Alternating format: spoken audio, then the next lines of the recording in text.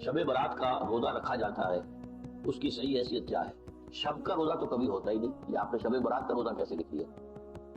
شب رات کو کہتے ہیں نا، شب برات جو ہے اس کو کہا گیا ہے اس لیے کہ ان کا خیال ہے کہ اس رات میں اللہ تعالیٰ بہت سے لوگوں کو اس کا کو بخشتا ہے۔ برات اللہ تعالیٰ جہنم سے ان کو رستگاری عطا فرماتا ہے۔ اس کے ضمن میں جو صحیح احادیث صرف ایک ہے، اور وہ یہ ہے کہ حضرت عائشہ صدیقہ رضی اللہ تعالیٰ عنہ بیان کرتی ہے کہ ایک روز حضور کی میرے ہاں شب باشی کی باری تھی، لیکن میری رات کو آنکھ کھلی تو حضور نہیں تھے موجود، تو مجھے تشویش ہوئی کہ آپ کہاں گئے؟ تو میں ڈھونڈتی ہوئی وہ یا کسی اور کو آپ نے بھیجا، بہرحال مجھے پوری تفصیل یاد نہیں ہے، تو معلوم ہوا کہ آپ جنت البقیع میں گئے ہوئے ہیں، وہاں پر استغفار کر رہے ہیں اللہ سے، اور تمام جو بھی وہاں پر مردے دفن ہیں ان کے لیے مغفرت کی دعا کرتے ہیں۔ بس یہ ثابت ہے۔ باقی اب اس میں جو ہے ہندوؤں سے ہم نے مانگ لی دیوالی، تو دیوالی جو ہے وہ روشنی کی جا رہی ہے، بتیاں جلائی جا رہی ہیں، تو مختلف لوگوں سے ہم نے بورو کی ہیں چیزیں، جیسے عید میلاد النبی ہے وہ ہم نے کرسچن سے بورو کر لی، یا شیعوں کے تعزیوں کا توڑ کرنے کے لیے ہم نے بات بنا لی۔ اب اس میں جو ہے روشنیاں کی جا رہی ہیں، یہ دیوالی کا گویا کہ ہم نے توڑ فراہم کیا ہے یا اس کی نقل ہم کر رہے ہیں، یہ چیزیں نہیں۔ البتہ نماز رات کی عبادت تو ہر رات میں بہت اعلیٰ ہے، چلیے اگر اور دنوں میں نہیں ہوتا اس رات کو آپ کو، کیونکہ حضور نے بھی استغفار کیا خاص طور پر جا کر جنت البقیع میں، تو اگر آپ بھی کریں، نماز پڑھیں اور استغفار کریں تو کیا ہے، بہت اچھی بات، اس میں تو کوئی حرج کی بات ہے ہی نہیں۔ لیکن اسے کوئی تہوار کی طرح منانا، پٹاخے چھوڑنا اور جو ہے وہ روشنی کرنا، یہ بھارت صحیح نہیں ہے۔ روزہ بھی چونکہ 15ویں شب ہوتی ہے، 15واں دن ہوتا ہے، پھر اس اعتبار سے حضور کے معمولات میں تھا کہ آپ ہر مہینے کی 13، 14، 15 تاریخوں میں روزہ رکھتے تھے، تو اگر آپ یہ نیت کر کے روزہ رکھ لیتے ہو، کیا کہنے ہیں، نور علی نور ہے، اور روزہ کسی وقت بھی نفلی روزہ رکھا جائے اللہ تعالیٰ قبول فرمائے گا۔ اور ویسے جب حضرت جبرائیل آتے تھے انسانی شکل میں، وہ دوسری شکل ہے، وہ تو یہ کہ حضرت داہیہ کلبی جو ہے رضی اللہ تعالیٰ عنہ بہت حسین صحابہ میں سے بہت سعید حسین انسان تھے، ان کی شکل میں بھی لوگوں ان کی صورت میں حضرت جبرائیل آتے ہیں، لیکن وہ وحی نہیں شمار ہوتی۔ ہم نے ام سلمہ وہ حدیث جس میں جبرائیل آئے اور انہوں نے فرمایا جبریل تھے جو تمہیں تمہارا دین سکھانے آئے تھے، لیکن وہ قرآن میں نہیں، ام سلمہ ہے، وہ قرآن نہیں ہے۔ البتہ یہ کہ حضرت جبرائیل کو ان کی اصل ملک کی شکل میں حضور نے اپنی ان آنکھوں سے 2 مرتبہ دیکھا ہے۔ ایک مرتبہ بالکل آغاز میں جبکہ حضرت جبرائیل جو ہے ایسے ظاہر ہوئے، حضور اتر رہے تھے جو غار حرا سے، جبل نور سے، تو آپ کو آواز آئی یا محمد۔ یہ پہلی وحی کے بعد جو فترت ہوئی ہے کچھ عرصے کے لیے وحی رکی رہی، اس وقت واقعہ پیچھا ہے۔ آپ نے سامنے دیکھا، پیچھے دیکھا، کوئی نہیں نظر، کوئی نہیں آیا۔ پھر تھوڑی دیر آتے رہے، شاید مجھے کوئی دھوکہ لگا ہے، ایسی میں نے سنا ہے، کوئی آواز نہیں تھی، پھر آیا یا محمد۔ پھر دیکھا 2-3 مرتبہ کوئی نظر نہیں آیا، کچھ خوف سا محسوس ہوا، تیسری مرتبہ یا محمد، تو اچانک حضور کی نگاہ اوپر اٹھی، تو حضرت جبرائیل فرشتے کی جو اصل شکل ہے اس میں وہ تھے افق پر، اور پورا افق بھرا ہوا تھا، تو اصل ملک کی صورت میں حضرت جبرائیل کو حضور نے اس وقت دیکھا۔ اور ایک دیکھا ہے پھر عند سدرۃ المنتہی، شب معراج میں جب ساتھ آئے ہیں لے جانے کے لیے انسانی شکل میں تھے، وہ سواری بھی ایسی تھی جس کو کہ براق کہا جاتا ہے، وہ محسوس سے تھی، لیکن یہ کہ جہاں انہوں نے کہا ساتویں آسمان پہ جا کر کہ بس اب آگے اب آگے آپ کو اکیلے جانا ہے، اس سے آگے اگر میں گزرا میرے پر جل جائیں گے، بسوغ تجلا بسوغ پرم، اگر یکسر نور برتر پرم، اگر میں نے آپ سے آگے ایک بال برابر بھی میں آگے بڑھا تو میرے پر جل جائیں گے، تب آگے آپ کا کام۔ اس وقت بھی وہ ان کی اصل شکل میں ظاہر ہوئی حضرت جبرائیل علیہ السلام۔ یہ بات اس لیے ضروری ہے کہ جیسے محدثین جو ہیں وہ اس کی تحقیق کرتے ہیں کہ حضور سے کس نے سنا، اس سے جو روایت کر رہا ہے کہ میں نے اس صحابی سے سنا جو تابعی ہے، آیا ان کی ملاقات بھی ثابت ہے کہ نہیں؟ تابعین کے طبقے کا ایک شخص وہ ہے کہ جس کی عمر ابھی 6 برس کی ٹھیک ہے، وہ صحابی فوت بھی ہو گئے، اور وہ کہہ رہے ہیں میں نے ان سے سنا، تو پھر وہ حدیث جو ہے محدثین اس کو قبول نہیں کریں گے۔ تو دیکھتے ہیں کہ لنک جو ہے مضبوط ہونا چاہیے، روایت ہے ان فلاں ان فلاں ان فلاں، حضور سے فلاں صحابی نے سنا، اس نے سنا، اس تابعی نے سنا، یہ لنک جو ہے یہ ملاقات ثابت ہونی چاہیے۔ تو چونکہ جو حدیث اللہ ہے، یہ قرآن کیا ہے؟ حدیث اللہ، یہ حدیث احسن الحدیث، اللہ الذی انزل احسن الحدیث کتابا متشابہا مثانیہ، یہ ہم پڑھ چکے ہیں سورہ زمر میں۔ اس حدیث کا یہ حدیث اللہ سے کس نے سنا؟ جبرائیل نے۔ جبرائیل سے کس نے سنا؟ محمد نے۔ تو ان کی ملاقات ثابت ہے۔ اصل ملک کی شکل میں حضرت جبرائیل کا دیکھا جانا اس اعتبار سے بہت اہم ہے، اس لنک کو اسٹیبلش کرنے کے لیے اس کو یہاں پہ بیان کیا جا رہا ہے۔ ما ضل صاحبکم وما غوی، تمہارے یہ ساتھی ہیں لوگوں، یہ محمد نہ بلکے ہیں اور نہ بے راہ ہوئے، نہ بھٹکے۔ وما ينطق عن الهوى، اور یہ جو کچھ کہہ رہے ہیں اپنی جی سے نہیں کہہ رہے، خواہش نفس سے نہیں کہہ رہے، ان هو الا وحی یوحی، نہیں ہے یہ مگر وحی جو ان کی طرف کی جا رہی ہے۔ علمہ شدید القوا، انہیں تعلیم دی ہے، سکھایا ہے اس نے جو بہت طاقتور ہوتا ہے. یا حضرت جبرائیل ہے جو مراد ہے. علمہ شدید القوا، یہ قرآن کس نے سکھایا محمد کو؟ شدید القوا، ذو مرۃ، وہ بازو عمل ہے. فاستویٰ، وہ سیدھا ہوا.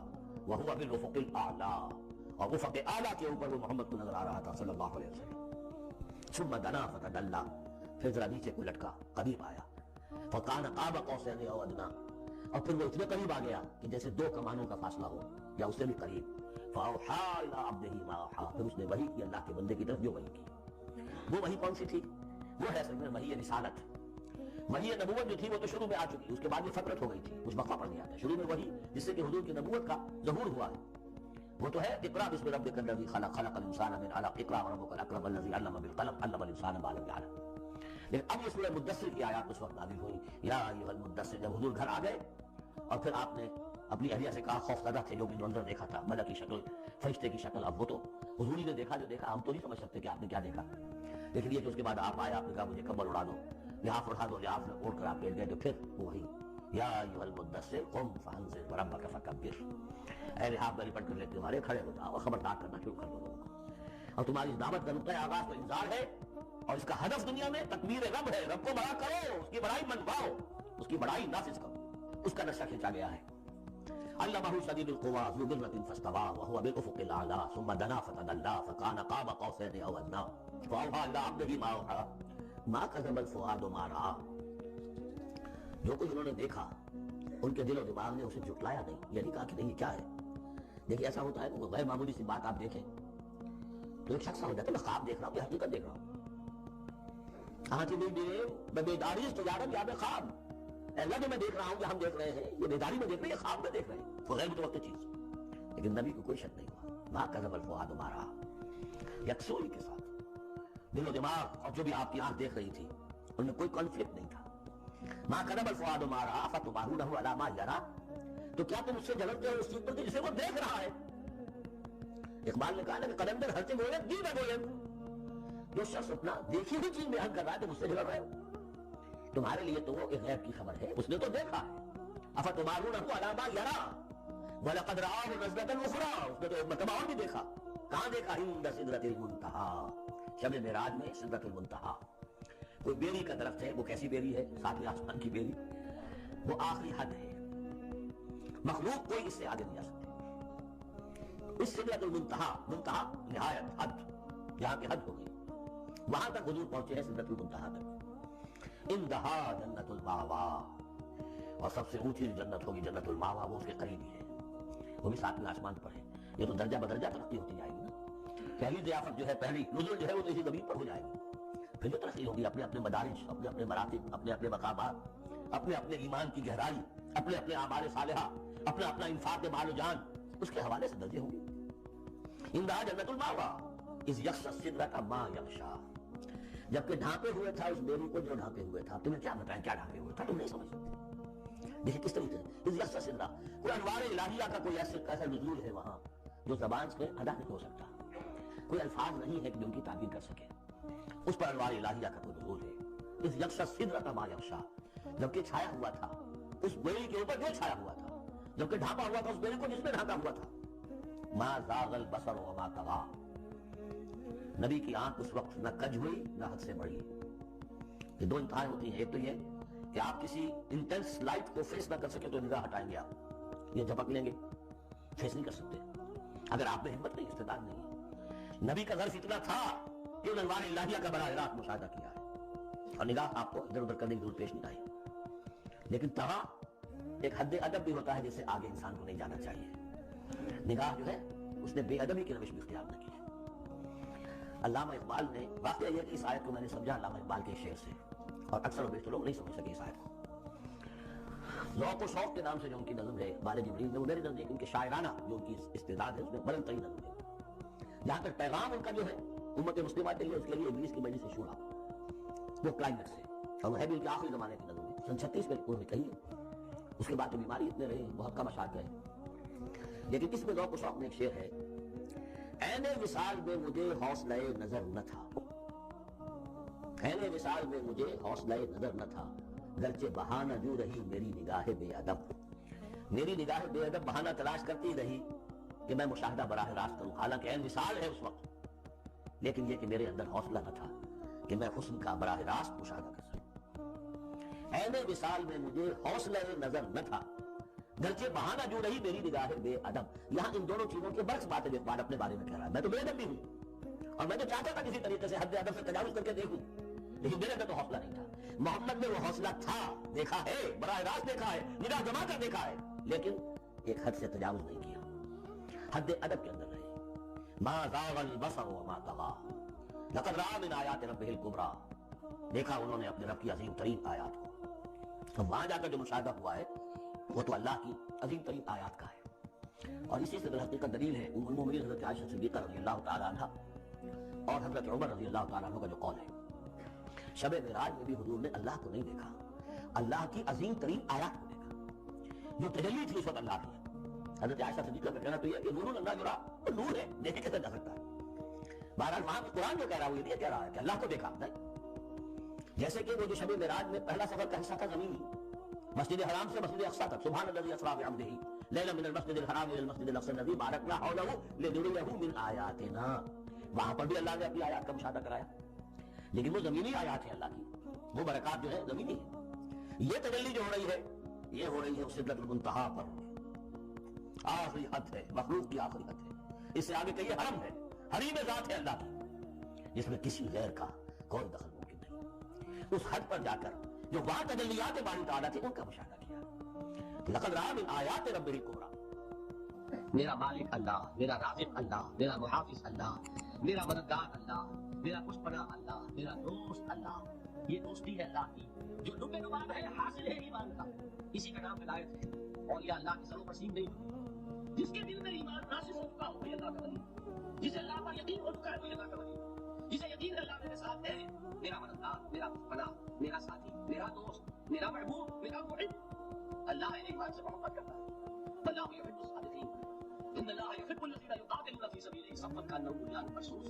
اللہ محبت کرنے والا ہے ایمان محبوب، اور اہل ایمان محبت کرنے والا اللہ محبوب، والذین آمنوا اشد حبا للہ۔ آپ تصور کیجیے اس سے یہ رشتہ ایمان یا رشتہ ولایت حاصل ہوتا ہے۔ الا ان اولیاء اللہ لا خوف علیہم ولا هم یحزنون، آگاہ ہو جاؤ اللہ کے دوستوں کے لیے نہ کوئی خوف ہے نہ کوئی حزن۔ اور میں بیان کر چکا تھا خوف اور حزن کے خاتمے کا نام زوال خوف، زوال حزن۔ یہ خوف اور حزن کیوں آتے ہیں بار بار؟ اللہ تخافوا ولا تحزنوا، دو باتیں، الا ان اولیاء اللہ لا خوف علیہم ولا هم یحزنون، یہ وہی دو، وہ کیوں ہے؟